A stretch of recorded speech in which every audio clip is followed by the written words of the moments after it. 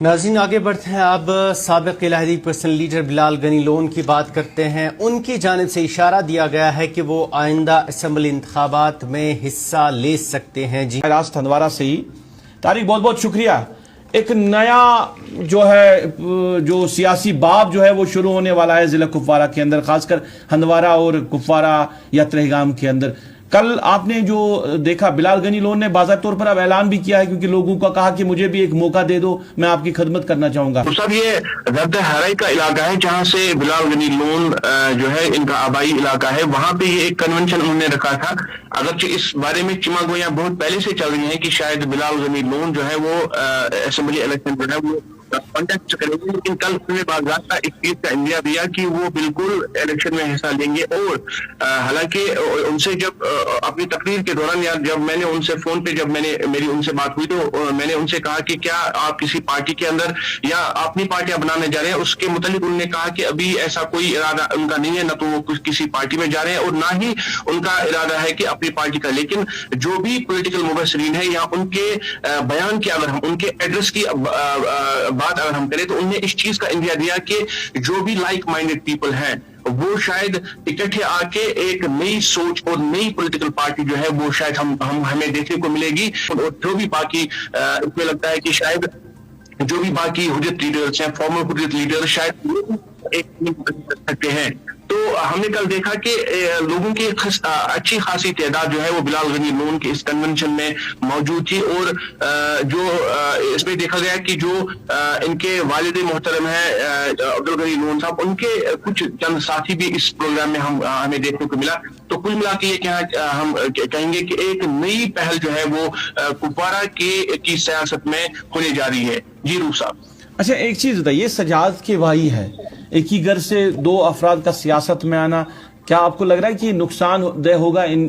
دونوں کے لیے؟ سجاد کے لیے بھی نقصان دہ ہو سکتا ہے اور اس کے لیے بھی نقصان دہ ہو سکتا ہے، اور کوئی تیسرا اس میں فائدہ لے سکتا ہے؟ جی روزہ، اس میں تو ابھی کچھ کہنا قبل از وقت ہوگا، کیونکہ ابھی اس چیز کا ہو سکتا ہے کہ کل جو 2029 میں الیکشن ہو جائے، کل ہو سکتا ہے کہ یہ ایک ہی پلیٹ فارم پہ، لیکن اس سے پہلے اگر کوئی پیش رفت ہوتی ہے تو وہ دور کی بات ہے۔ لیکن بالکل یہ صحیح بات ہے، اگر یہ الگ الگ الیکشنز لڑتے ہیں تو بالکل جو حریف ہیں، حریف جماعتیں، ان کو فائدہ ضرور ملے گا۔ اگر ہم ترہگام کی ہی بات کریں، ترہگام میں اگر چونکہ پچھلے الیکشن میں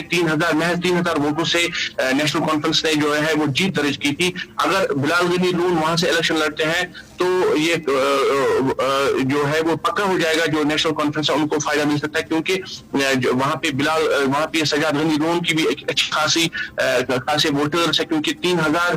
ووٹوں سے انہوں نے وہ جو الیکشن ہے جو بشیر ڈار صاحب ہیں، ایڈوکیٹ بشیر ڈار، ان کے جو کینڈیڈیٹ رہے ہیں، تو انہوں نے محض 3000 ووٹوں سے ہی وہ الیکشن جو ہے وہ ہارا تھا۔ تو کہنے کی اسی طرح سے اگر ہم ہندوارہ کی بات کریں، اگر ہندوارہ میں بھی بلال غنی لون کا کوئی کینڈیڈیٹ کھڑا ہو جاتا ہے تو یہاں پہ بھی ہمیں دیکھ سکتے ہیں کہ یہاں پہ بھی جو ہے مشکلات سجاد غنی لون کے لیے کھڑا ہو سکتی ہیں۔ اچھا، پیپلز کانفرنس جو ان کے والد کی جماعت تھی، اب وہ سجاد غنی لون اس پیپلز کانفرنس کو چلا رہا ہے، اور جیسے آپ کہہ رہے ہیں کہ بلال غنی لون کہہ رہے ہیں کہ ابھی وہ کسی پارٹی میں نہیں جا رہے ہیں، یا جو لائک مائنڈڈ لوگ ہیں وہ مل کر کوئی سیاسی جماعت بنا سکتے ہیں، یعنی پیپلز کانفرنس کے بغیر بھی کوئی اور سیاسی جماعت اب کپوارہ کے اندر اس کا جنم ہو سکتا ہے۔ یہ پر آپ کہہ رہے ہیں کہ یہ مل سکتے ہیں آگے، پر جو تقریر کل کی تھی، آپ نہیں سمجھتے ہیں کہ وہ تقریر زیادہ تر اس نے سجاد غنی لون کے حوالے سے ہی وہ تقریر میں زیادہ باتیں سامنے رکھی ہیں، ان کی سیاست کو لے کر، اس کی کارکردگی کو لے کر؟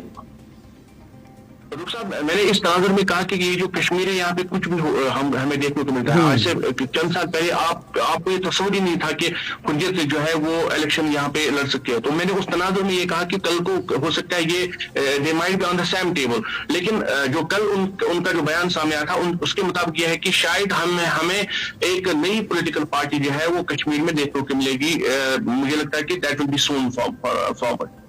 اچھا، میں نے یہ پوچھا کل کی جو تقریر آپ کیا سمجھتے ہیں؟ وہ زیادہ تر اپنے بھائی کو لے کر ہی انہوں نے سامنے باتیں رکھی ہیں۔ انہوں نے کیونکہ کسی کا نام ظاہر کیے بغیر انہوں نے یہ کہا کہ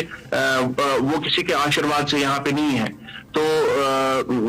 اس کا اب یہ تو ہم آخر سے کر سکتے ہیں کہ انہوں نے کس تناظر میں یہ بات کہی ہے۔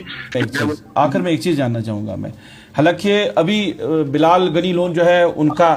ایسا لگ رہا ہے کہ واسطہ نہیں ہے پیپلز کانفرنس کے ساتھ، جس کو سجاد غنی لون لیڈ کر رہے ہیں. پر ایسے بھی خبریں آ رہی ہیں کہ جو عبدالغنی لون مرحوم کے کچھ دیرینہ ساتھی تھے، ان کے پرانے ساتھی تھے، وہ یہ چاہتے ہیں کہ دونوں بھائی ایک ہی پلیٹ فارم پہ آ جائے، ایک ہی جماعت میں آ جائے اور پھر لوگوں کی خدمت کرے. اس پہ بھی کوئی بتایا جا رہا ہے کہ کوئی پہل ہو سکتی ہے، اور ابھی انتخابات میں وقت ہے، 2029 میں اسمبلی انتخابات ہے. آپ کو ایسا لگ رہا ہے کہ ممکن ہو پائے گا کہ اگر کوئی لوگ جو پرانے لوگ عبدالغنی لون مرحوم کے ساتھی ہیں وہ سامنے آ سکتے ہیں اور وہ ان کو ملانے کی کوشش کر سکتے ہیں، تو ممکن بنے گا کہ ایک دونوں بھائی ایک ساتھ ہی جو ہے الیکشنز لڑ سکتے ہیں، ایک ہی جماعت میں آ سکتے ہیں؟ جی ڈاکٹر صاحب، میں نے پہلے ہی آپ سے کہا کہ یہ جو کشمیر یہاں پہ کچھ بھی ہو سکتا ہے. کل کو شاید اس کی بھی ایک جو ہے وہ بھی پاسبلٹی ہے کہ جو بھی جو غنی لون صاحب ہیں ان کے جو بھی دیرینہ ساتھی ابھی بھی حیات ہیں تو وہ ایک پہل کر سکتے ہیں. لیکن مجھے جو کل جو سمجھ مجھے آئی وہ یہ ہے کہ شاید یہاں پہ جو بھی لائک مائنڈیڈ بلال غنی لون صاحب